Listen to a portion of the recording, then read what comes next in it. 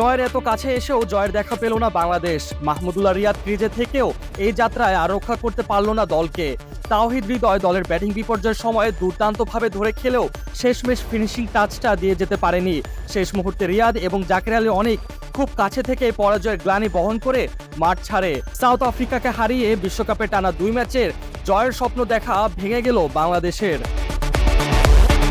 114 রানের টার্গেট মাথায় নিয়ে ব্যাট করতে এসে শুরুতেই দেখা যায় অধিনায়ক নাজমুল হোসেন শান্ত আসেন ওপেনিং করতে। সৌম্য সরকারকে বসিয়ে এই দিন দলে নেওয়া হয়েছে জাকের আলী অনেককে। ব্যাটিংয়ের শুরুটা অবশ্য বেশ দুর্দান্তই হয়েছিল বাংলাদেশের। দলীয় দ্বিতীয় ওভারে রাবাদার বলে পরপর 2টি 4 মেরে দলের মোমেন্টাম শক্তিশালী করার চেষ্টা করেন তানজিদ তামিম। তবে রাবাদার সেই ওভারের শেষ বলে ক্যাচ আউটের শিকার হয়ে মাঠ ছাড়তে হয় তামিমকে। 9 বল মোকাবেলায় 9 রান করেন তামিম, যেখানে 2টি 4-এর মার দেখতে পাওয়া যায় তার ব্যাট থেকে। তামিম আউট হয়ে গেলেও মোমেন্টাম নষ্ট হতে দেননি অধিনায়ক নাজমুল শান্ত। দুর্দান্ত এক 6 মেরে কঠিন পরিস্থিতি সামাল দেওয়ার চেষ্টা করেন অধিনায়ক। অপরদিকে জুনিয়র তামিম আউট হয়ে যাওয়ার পর মাঠে আগমন ঘটে লিটন কুমার দাসের।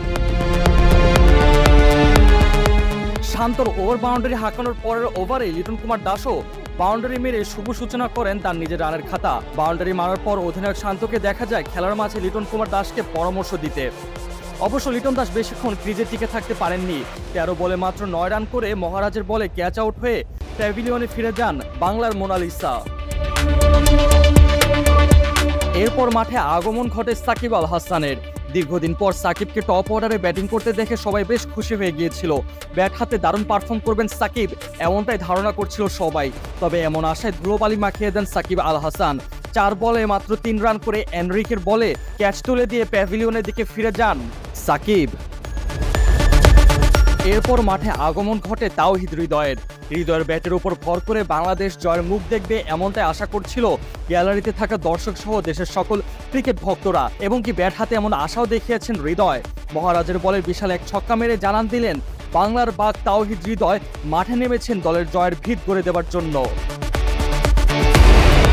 তবে অপর প্রান্তে থাকা অধিনায়ক নাজমুল শান্ত যোগ্য সঙ্গী হিসেবে সাপোর্ট দিতে পারেননি তাওহিদ হৃদয়কে। নরকিয়ার বল উড়িয়ে মারতে গিয়ে ক্যাচ আউটের শিকার হয়ে মাঠ ছাড়তে হয় অধিনায়ককে। মাঠ ছাড়ার আগে শান্তর ব্যাট থেকে আসে 23 বলে 14 রান, যেখানে একটি 6-এর মার দেখতে পাওয়া যায় তার ব্যাট থেকে। এরপর মাঠে আগমন ঘটে মাহমুদুল্লাহ রিয়াদের।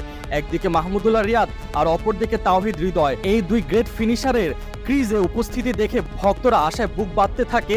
এই বুঝি আর জয়ের জন্য বেশি সময় অপেক্ষা করতে হবে না। তবে শেষমেশ আর জয়ের দেখা পায়নি বাংলাদেশ।